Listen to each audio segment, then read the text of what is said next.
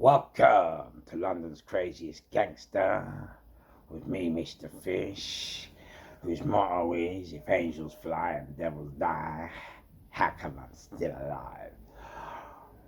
Today's show, what it is, people always ask me to talk about me and how I think and my life. And so today, I'm going to play you a monologue which I had to do in 2008 when I was working on the prison radio in Wandsworth Prison, and I was talking about how I look at prison and the way I deal with prison.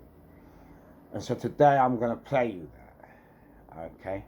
So I'm not going to be talking, I'm going to come out of the picture and turn it on, but this is just to tell people how I actually feel, how I deal with prison. So here we go into the show. Now this high fight done 10.5 years with me, so I think it's only right that he tells the story. So here we go, enjoy the show. Easy on the mic and mind how we go. Boss, enjoy. Welcome to the show, listeners. It's Radio 10, you've got Doc in the hot seat here today for you. In the studio, we've got Mr. Fish. How are you, Mr. Fish? Very well, thank you, Doc. Bumbo!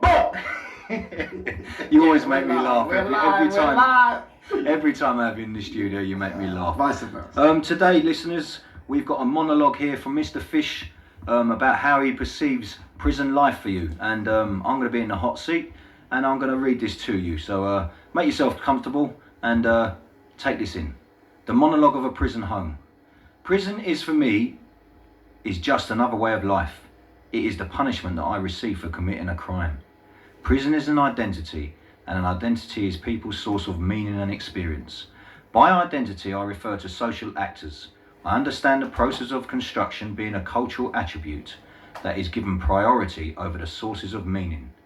For a given individual or for a collective actor, there may be a combination of identities, yet such a combination may be a source of stress and contradiction in both self-representation and social action. This because identity must be distinguished from what traditionally sociologists have called roles and role sets, are defined by the norms structured by the institutions and organisations of society. Their relative weight and influences people's behaviour depends upon negotiations and arrangement between individuals and these institutions and organisations. Identities are sources of meaning for the actors themselves and by themselves, constructed through a process of individuation. And that is all prison is to me. It's an identity, and it's about the way you use it and control it. It's about self-representation. Well, there you go, ladies and gentlemen. Mr. Fish. Yes, sir. That is some heavy-duty stuff. Yeah, it's how I feel about prison. Everybody keeps wanting to know why I laugh. How come I deal with prison so or a lot better than most people? And I've actually... there it is in black and white. Now, our previous interviews, I've actually broadcasted a few of them, and I've delivered them around the wings and given to people to listen to. Uh-huh. And I don't know if they can relate to it, but they seem to sort of like it brings a smile to their face. It makes me feel like, somewhere deep inside them, they can relate to what you're talking about. Sometimes we're in here and we have a joke and we have a laugh, but deep down, you're a very intelligent man. And the way you deal and conduct yourself with what's actually happened to you in the last year, it's a different way to how most prisoners deal with coming to prison. Could you? Yeah, you want me to explain how or why? Well, I think what you have to realise with me is I understand myself. I understood myself before I came to prison and even after coming to prison. And I think when you look at that piece you just read and you take out some of the things I wrote, I said it's about self-representation. And in order to represent yourself properly, you have to have some kind of understanding and knowledge of society and the way society works. And I try to think upon the same levels as those in control. So if you ask me to describe myself to you, I would say I am like the door of number 10. Outside it you see one policeman, but if you kick the door off there's a whole battalion waiting for you. And this is where a lot of people get mixed up. And another thing which I think a lot of people make where they get mixed up is a lot of people that I meet seem to want to be somebodies. And I find that the moment you start being a somebody, you become selfish, you become less, what's the word? You become more ignorant, more arrogant, and you won't heed what another person's saying. If I could just stop you there briefly, Yes. Just to ask you a question. I mean, are we all somebodies or are we just labels? Labels or somebody? Could you say that again, please? Yeah, are we just somebodies or would you describe us as all having labels in life? What? Well, we'll move on to the rest of it later on, but I mean, just... Let me just finish with that nobody action there. The problem is, I've learned one thing from looking at those in control. And one thing I've learned is that all the secret services all around the world, and remember every country has them, are all nobodies. You never see them, you never hear them, and you never speak to them. And yet, they are the most richest, powerfulest, intelligent services in the world. And it's funny because when you're a nobody, you can speak to anybody regardless of where he comes from, what he does, who he knows, where he's going, what he's doing. You can speak to him on the same level. You don't have nothing to prove. You don't have to impress anybody. It's a lot easier. You know how to be who you are, and you're not interested in what the next man thinks about you or what he's saying about you or what he wants from you. When you're nobody, you don't have to look for friends. Right, okay. But coming back to your point about labels. Yeah. In life is about, and society is about labels. Now, some people, they will say they're working class, middle class, upper class. But I don't see class. And I have friends on every single level of life. But if you want to put those labels in front of you to stop you going forward, then so be it. I mean, if you say, prisoners, prison officers, regime, governor, probation managers, doctors, nurses, prisoners, and the like, they're only labels. And if you want to see them, you will see them. And if you don't, you don't. They're just people wearing labels. And labels, as far as I'm concerned, are nothing more but straws in the wind. Yeah. So, Mr. Fish, sometimes when you're on the wing and you're, having dialogues with the prison officers, and do you think when you turn your back, they may actually look at you like you're some sort of lunatic or, someone just from another planet? Sometimes because you deal with the sentence so well that you're doing, it's like, you've just got this aura about you where people must just think to themselves, hey, this guy, he can't be human sometimes, the way he conducts himself, he wakes up every day. And I'm not being funny, I'm not lying or anything. I've never seen you unhappy. Mm-hmm. Is there a hidden agenda that happens behind that closed door at night? Yeah, there is. And the hidden agenda is I promised myself when I come to prison, I will come out that door every day happy regardless of what it costs me and what I'm doing, how I feel. And it's simple. Prisoners as well as prison officers might look at me when I go and go, he's mad. But I think everybody who does that has to realise one thing, I'm happy. And the way I see it, if the government wish to put me here and punish me by putting me in a cell with a TV, kettle, lovely IKEA furniture, then you know what? Crack on, because I ain't trying to be funny, but there are people out there with no homes, no clothes, kids with no mums and dads and have physical and mental and social problems. There are dads out there who are in here and can't see the kid, the wife with kids, and there are people out there on drugs and who have got nothing, and kids in Iraq and Africa, and even kids here. So before anybody in this prison wants to come and complain to me and be unhappy about the conditions and the way things are, I suggest they stop looking at how unlucky they are and start looking at how unlucky some of the people in the world out there are. Yeah, so you can interpretate this, Mr. Fish, as if you're sticking two fingers up to society, to the powers that be, that we are actually living quite a good life where we're in Wandsworth Prison. That's the sort of inference I get when I speak to you on more than one occasion. You know, you're here, as you said. Well, we're going to move on. No, I'd like to answer that question if I can. Okay. I think what you have to realise, Doc, is I committed a crime. In the society that I live in, they say it's punishable by prison. Mm.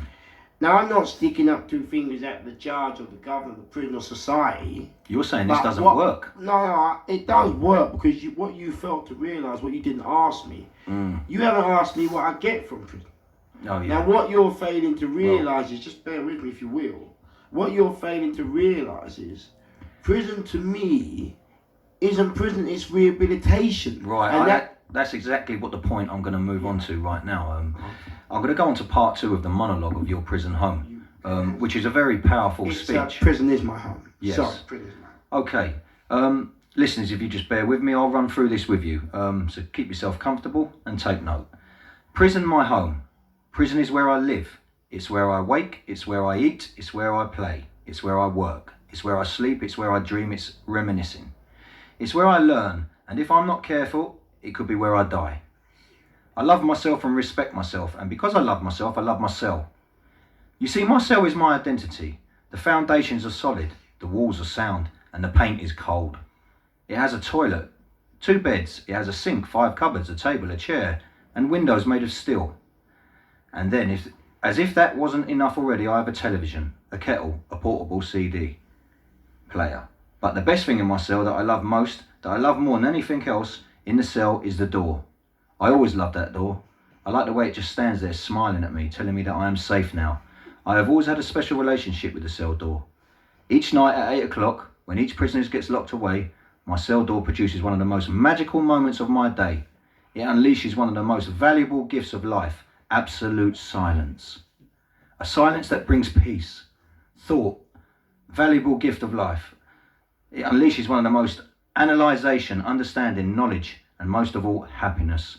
A silence that caresses me with emotion, shrouds me with love, and bounds me with the story of life. I have been asked to write a monologue called Prison My Home. But how can I do this when I am never here to see it? My body is incarcerated by my mind, but my mind is not. How can I be punished if I cannot feel pain? I'm just going to stop there, Mr. Fish. That is a powerful, powerful piece of script. If I do believe that a lot of the inmates in Wandsworth, if this was given to them as some sort of induction process when they walk through the prison doors, could this inspire people? You see, the difference between you and me is you took this to be a powerful piece of work, when to me this was just a simple interpretation of how I feel. So when you ask if it could be used as an induction, I think maybe parts of it could be taken that way, but then I would have to say it in a different way. Do you understand? This is a monologue which I wrote for the Radio BTEC course. But if I was talking to prisoners on a different level, I may have to lower the tone of the words and bring it down a bit in order to interpret what I'm saying here. But what I would like to say, what people don't understand about that door is, I always see it as one of the jobs of mine when I'm in prison is to help people and get people back to their wives, their kids, their parents, or whatever safe. And being involved in the security game for 27 years, helping people and securing people and keeping people safe and liaising with officers, that is one thing I've always done. It's a form of protection. Not protection at all, Doc. It's not a form of protection. It's more of, I see the prison as confined to barracks. I'm a soldier, not a civilian. Let's get it right. I'm not going to beat Bush. Yeah, emotionally, mentally, physically, I'm a soldier first. We are confined to barracks. And my role while I'm in this duty is to make sure all our soldiers are happy or can at least get through part of the day by having a laugh, and the officers too can have a laugh, so that when we all get together, the prison moves as one. And that way, we're not fighting each other's throats. If you got a problem with your wife or legal papers or probation, or you got a problem with something outside, and you got no one to turn to, because remember, a lot of people ain't got time for other people, don't understand people, then at least I want everyone to know that I'm there, that's what I'm there for. And if I can't help them, at least I can use some of the officers who I get on well with and communicate with to help them. Okay. So that's I believe, I mean, have you ever sort of approached anyone here, in the body of the prison, to suggest that basically you should be helping out as far as helping people with their problems alongside the governing bodies that run Wandsworth Prison? Because I do believe personally myself that you would be a great inspiration, as I said before, towards some of these inmates in prison. Have you ever done that before? Ever approached any of the governing bodies? I have, especially when it came in concerns to moving the IPPs to A wing, and they wanted to move the violent offenders to D wing. And my argument was, and I wrote the letter to Governor Gadd, my argument was that if you put all the IPPs in one wing, give them nothing in return, they'll start fighting each other, and then they start getting frustrated, and next minute they'll start maybe having problems with members of staff. And this is exactly what happened in certain ways to myself. And what the problem is that I can see now, which just a personal view, I don't want nobody or any officers or governors to take it, is the fact that you have a lot of officers now, or governors, sorry, who are making implementations, who are trying to make restructuring programs without first understanding the psychological consequences of those actions, not just for the staff. Oh, the staff are there, they can deal with it, but for the prisoners, because they haven't done the footwork in a prison. They don't understand the way that the prisoners are going to react to different situations. And because you don't see them talking to the foot soldiers, the officers, the SOs, the POs and that, then these restructuring policies sometimes are failing. First of all, I think that, before we go any further than that, I think that the resources that are available in the prison as far as the employment situation with prison officers, they're always short-staffed. So as far as the foot soldiers are concerned, I agree with that. Moving on to the last chapter of this interview this afternoon, I'd like you to just give a word of advice to people on the wings that are looking to do something constructive with their lives while they're in prison, but sometimes they just don't know how to sort of get them wheels in motion. You're not going to be about every wing to sort of give someone advice. You're right here and you're right now, and I've had advice from you on several other things in the past. Could you just brief me on a few things? Yeah, okay, here we go. Enjoy the show, easy on the mic, and mind how you go. Prison, first and foremost, is only punishment if you wish it to be, and if you wish to see it that way. What one has to understand when he comes to prison, which a lot of prisoners fail to understand and fail to see, is the word rehabilitation.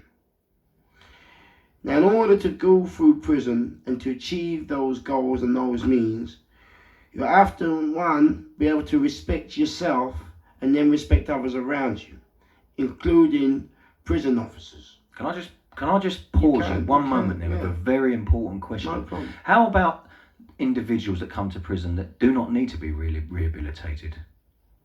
They have a very high IQ. Mm-hmm. They've got certain qualifications before they come to prison, and there's nothing really here. They've probably made one mistake in their life where they've ended up in prison. There's nothing really here that can rehabilitate them. Well, what would be your advice to them? Do you know what? And I have a certain inmate in mind. I know, I'm fully aware, but you must understand this. no matter how much knowledge a man has acquired, no matter how many doors a man has walked through, no matter how many things a man and different avenues of thought a man has been down, there is always more knowledge to acquire. And there are doors that are accessible in this institution and other institutions that are there if one looks for them. It's just you might have to go a bit deeper than you do through the normal process. But let me just finish here now, because you asked me to show everybody the way to do it. It's simple. I haven't got time to go to war with prison officers. I haven't got time to look at every mistake as a personal vendetta against myself. I don't have time to worry about what anybody's thinking about me or talking about me or doing. All I have time for is to try and help the inmates, the officers, as one, to make everyone's time while they're here as happy and as peaceful and as enjoyable as possible. And listen, you can't just come to prison, sit down here like a mug or a muppet and go out with nothing. What kind of person's that? What kind of brain is that? Are you telling me you don't even want to get just a little something from it to go, well, I've done that? I came on this Radio BTEC course, and I'm going to be honest with you. At first, the way it all got started off, it scared me. I didn't know if it was going to really, get my head. I didn't think I was going to adhere to it. But after going through there and working hard and, Doc, being with you, Doc, and having a laugh, we've come through it. But even that monologue that you're reading has come from that course. If I'd never done it, we might not have this interview today. Yeah. So what I'm saying to everybody is, don't be scared to pick up a book. Don't be scared to try something new. Even if you think you won't like it, just read it or try it. Because you never know which book is going, or job or door is going to send you on a journey for life. You don't know. And one more thing. Don't matter who you are, what you do, where you go, who you know, what you're saying, where it's coming from. Always respect and treat everybody as you wish to treat yourself. And one last thing, talk to anybody and everybody, because even a fool can save your life. Doc, I wanted to quickly have your view on it's something that may be happening in the prisons in England very shortly, is conjugal visits, which is basically families, girlfriends and wives coming into the prison to maybe spend the night with their beloved ones. It's something that I have been on the wings and spoke about to a few officers, and I've done a bit of research into it, and I do understand in certain parts of Europe that these conditions are implied. Do you think that if we did introduce it into the prisons establishments in England, that it would cause a better society for everybody to move forward in as far as the prisons are concerned? Or do you think that maybe it would be, as I said earlier, sticking two fingers up at the government? First of all, I don't think it is sticking two fingers up at the government. Secondly, just because a prisoner's having convalescence visits. Conjugal visits. Oh, conjugal. Sorry, I'm all new to this game.